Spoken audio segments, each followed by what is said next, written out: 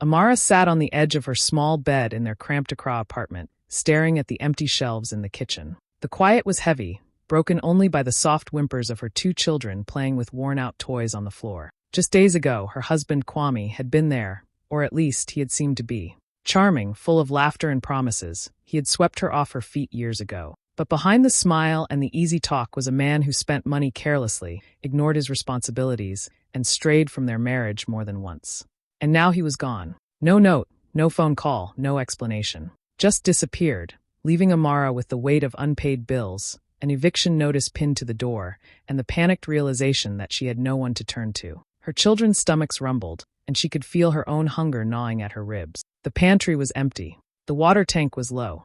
Every corner of their home whispered abandonment. She tried to hold back tears, but they slipped anyway as she thought of what tomorrow might bring. How would she feed them? Where would they sleep if the landlord followed through on the eviction? Every plan she had once imagined for her family now felt like a distant dream, impossible and cruel. For the first time in her life, Amara felt completely lost, standing alone in a city that suddenly seemed too big, too indifferent, and too dangerous for a mother with no safety net. The silence of that empty apartment was deafening. She hugged her children close, whispering promises she wasn't sure she could keep, while the weight of the unknown pressed down harder with each passing hour. Amara hadn't expected anyone to notice her struggle. Each day felt like a battle just to keep her children fed and warm. She had started avoiding the eyes of neighbors, embarrassed by her empty pantry and tired face. Then, one afternoon, a gentle knock at the gate changed everything. It was Mr. and Mrs. Mensah, the elderly couple who lived next door. Their smiles were warm, and their eyes held the kind of kindness Amara hadn't felt in months. "Amara," Mrs. Mensah said softly, "we've been watching you struggle. You're like family in this neighborhood. Come, stay with us for a while, until you find your feet." Amara's chest tightened. She opened her mouth, ready to refuse, to insist she didn't want to be a burden. But something in their voices, in the way Mr. Mensah reached out to her children with a gentle pat on the head, made her nod. I don't know what to say. Thank you. I promise. I'll repay your kindness someday, she whispered, tears brimming. The Mensahs showed her to a small but clean room in their compound. It wasn't much, but it was safe, quiet, and warm. For the first time in weeks, she felt the weight of the city lift off her shoulders. Her children ran around, laughing at the little garden outside, chasing each other while Amara unpacked the few belongings she'd managed to bring. Life slowly began to feel manageable. The Mensahs insisted on helping with meals at first, but soon Amara found herself cooking small dishes for everyone. The laughter of her children around the dinner table filled the room with a kind of joy she hadn't realized she'd missed. The pantry was no longer empty, and even the sound of the city outside seemed softer, less threatening. She took walks with her children around the compound, watching neighbors smile at them as they passed. For the first time, Amara allowed herself to breathe, to feel hope instead of panic. She worked hard to contribute in any way she could, helping with chores and errands, wanting to show the Mensahs she wasn't taking their generosity for granted. At night, she would sit by the window, listening to the quiet of the compound and the distant hum of Accra, thinking of the kindness that had arrived when she felt she had nothing left. In that small room, tucked within the walls of someone else's home, Amara felt a fragile sense of safety, and with it, a tiny spark of hope. For the first time since Kwame vanished, she could imagine a future where her children laughed, ate, and slept without fear. It wasn't the life she had imagined for herself, but it was a start, and for Amara, that was enough to keep moving forward. At first, living with the Mensahs felt like a blessing, a safe haven from the chaos that had swallowed Amara's life. Her children laughed, the pantry was full,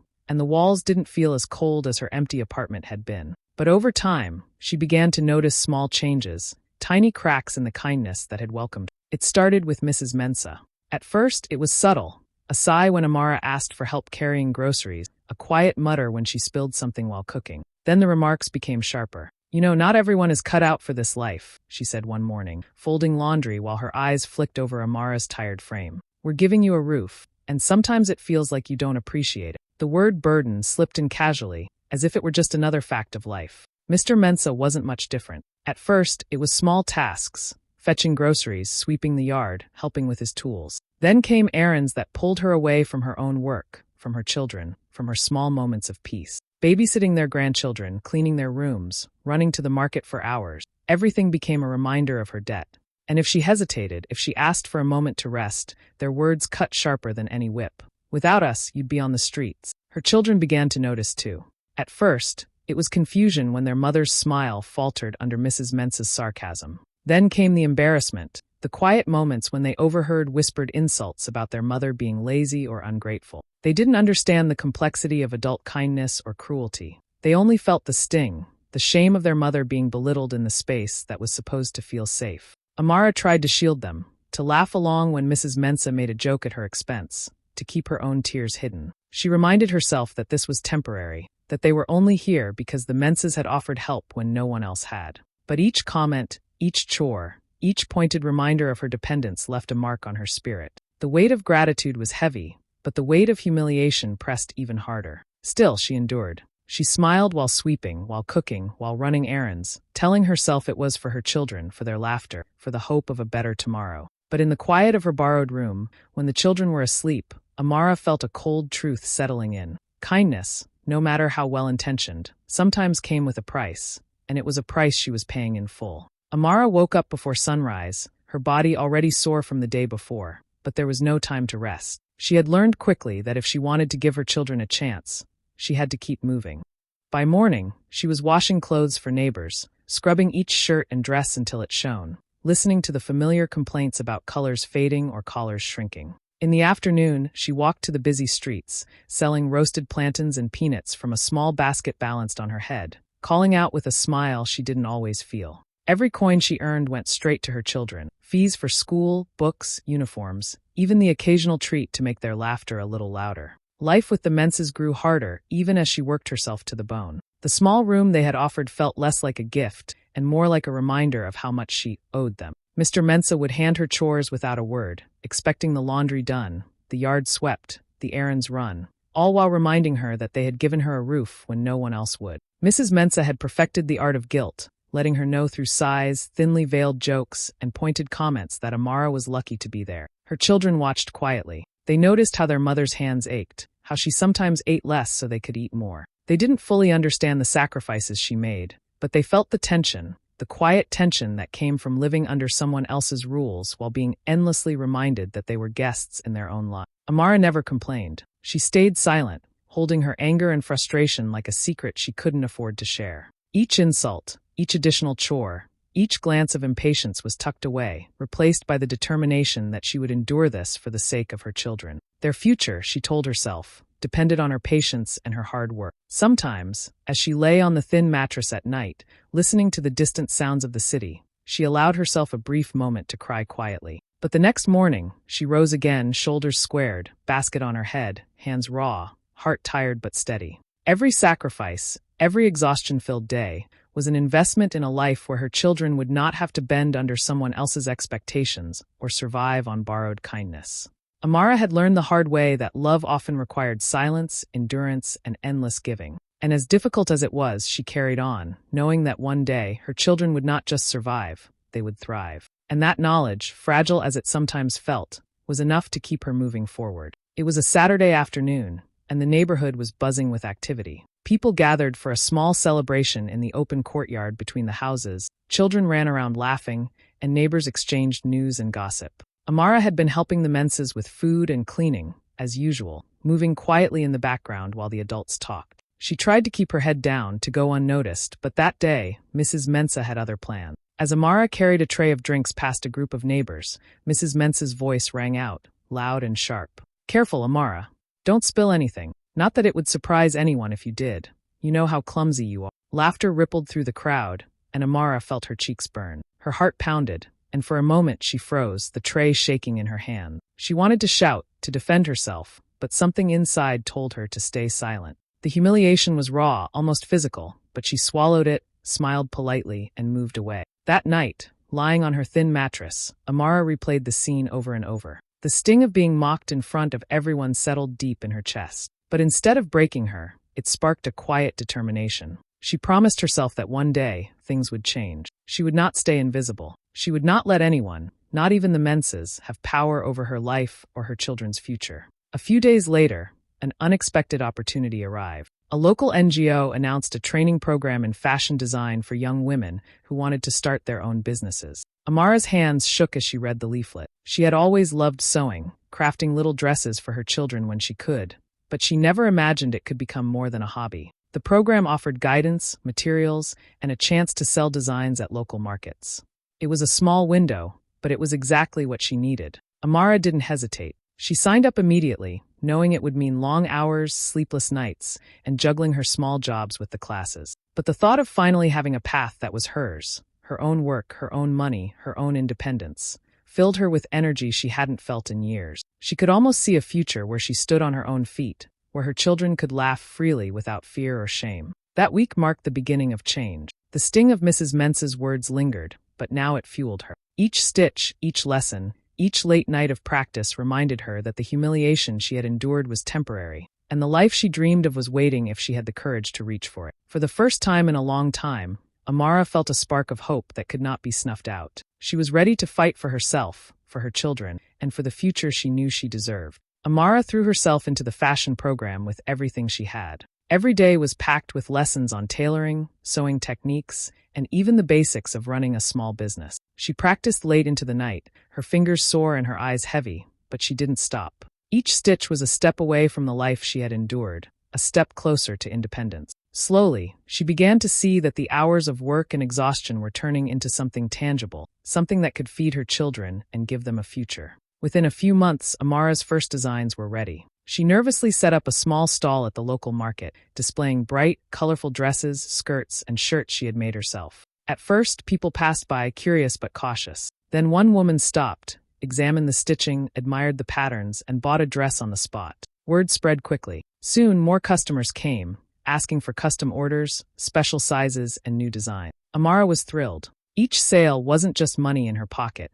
It was proof that she could build a life for her children on her own terms. As orders grew, Amara realized she couldn't do it all alone. She hired 2 assistants, young women from the neighborhood, to help with sewing and delivery. Teaching them gave her a sense of pride she hadn't felt before. She wasn't just surviving anymore. She was leading, creating, and building something that could last. Slowly, she saved enough to rent her own small apartment. It was modest, with a single bedroom and a tiny kitchen, but it was hers. Holding the keys in her hands, she felt a rush of accomplishment, but she didn't move out immediately. The Mentz's compound had been her shelter in the darkest days, and even with all the hurt and humiliation, she owed them that much. She stayed a little longer, keeping her new apartment as a quiet promise to herself. Soon, she would take her full independence, and nothing would hold her back. Every day, Amara felt stronger. Her children laughed freely, played in the small courtyard of the Mentz's compound, and began to see that life could be more than struggle. Amara's designs continued to sell, and with each order, each late night of sewing, she wove not just fabric,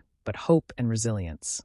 Rising from the ashes of a life that had once seemed impossible, she was quietly building a future that no one could take from her, not even the people who had once reminded her of her dependence. For the first time in years, Amara could imagine a life that belonged entirely to her. And for her children, that life was already beginning. Amara had been working tirelessly, sewing and perfecting her designs, when an unexpected opportunity arrived. A wealthy businesswoman from Lagos, Nigeria, visited Accra for a local market tour and noticed Amara's stall. She lingered, examining the colors, patterns, and quality of the stitching, asking questions about the materials and the story behind the design. Amara, nervous but composed, explained her work and her passion. By the end of the conversation, the businesswoman smiled and said she wanted to place a large order for an upcoming fashion show in Lagos. The deal changed everything. Amara suddenly found herself working at a pace she had never imagined, sewing dozens of outfits to meet the deadline. The income she earned from the order was more than she had ever made in months at the market. For the first time, she could think beyond her children's daily needs. She could invest in better materials, expand her workspace, and even save for the future. Her designs were no longer just local favorites. They were about to be showcased on a stage that would put her on the map. Word spread quickly. People in Accra began talking about the young designer, whose creations had caught the attention of an international client. Her small stall at the market became a hub of curiosity, and new orders came in from boutiques and individual customers alike. Seeing the potential, Amara decided it was time to take the next step. She registered her own brand, House of Amara. The name felt powerful, a declaration that she was no longer just a struggling mother doing her best to survive. She was a creator, a businesswoman, and someone people could look up to. The same neighbors who had once whispered behind her back, who had laughed at her mistakes and made her feel small, now whispered with curiosity and a hint of envy. "Have you seen her stall?" they asked each other. "She's getting clients from outside the country." Their tone had shifted, admiration mixed with disbelief, and Amara couldn't help but notice. She smiled quietly, thinking of how far she had come from those days of silent sacrifice and endless work. Despite the new attention and growing success, Amara remained focused. Each stitch, each outfit, each order was a reminder of why she had started in the first place. For her children, for her independence, and for the life she had dreamed of during countless nights of exhaustion. House of Amara was no longer just a name. It was a promise that she had kept to herself, a symbol of resilience, skill, and the quiet power of determination. For the first time, Amara felt the kind of pride that doesn't fade, the kind that comes from knowing she had earned every stitch, every praise, and every success. The world had noticed her talent, but more importantly, she had noticed it too, and that recognition was unstoppable. After months of hard work and sleepless nights, Amara finally had the keys to her own home, a modest but beautiful two-story house in a quiet part of Accra. The walls were freshly painted, the floors polished, and there was space for her children to run and play freely. For the first time in years, she felt the weight of the city lift off her shoulders. She unpacked slowly, savoring the feeling of owning a space that was completely hers, a home built from her sweat, determination, and talent. Her children were thrilled, running from room to room, their laughter echoing through the house. Amara watched them with a full heart, remembering the days when even a meal was uncertain and the walls of the mensa's compound had felt like both shelter and cage. Now she had her own kitchen, her own garden, and the freedom to decide every detail of her life. The sense of pride was overwhelming, and for the first time in a long time, she allowed herself to fully enjoy it. It wasn't long before the Mensas found out about the new house. One afternoon, they arrived at her doorstep, smiling widely, voices dripping with false pride. "Amara, look at you," Mrs. Mensa said, brushing her hands on her skirt. "We are so happy to see how far you've come." Mr. Mensa nodded, his smile tight, eyes flickering with something Amara had learned to recognize, jealousy. They chatted politely, admiring the house, asking about the children's rooms and the garden. But soon, the conversation turned to their own troubles. Their son needed help paying for university, they explained, their voices casual but heavy with expectation. "We were wondering, maybe you could help him?" "Just a little," they asked. The question hung in the air like a weight, their pride barely hiding the envy in their eyes. Amara paused for a moment, thinking of the years of work, the nights spent sewing while her children slept, the sacrifices she had made to get here. She smiled a calm, measured smile and said softly, "I'll think about it." Her voice carried no anger, no judgment, just the quiet power of someone who had learned to protect her own life and her children's future. The Mensa's smiles faltered slightly, and Amara felt no guilt. She had given them gratitude when it was due, endured their mockery when she had to, and now she was free to choose how to respond. Her house, her success, her family, all of it was hers.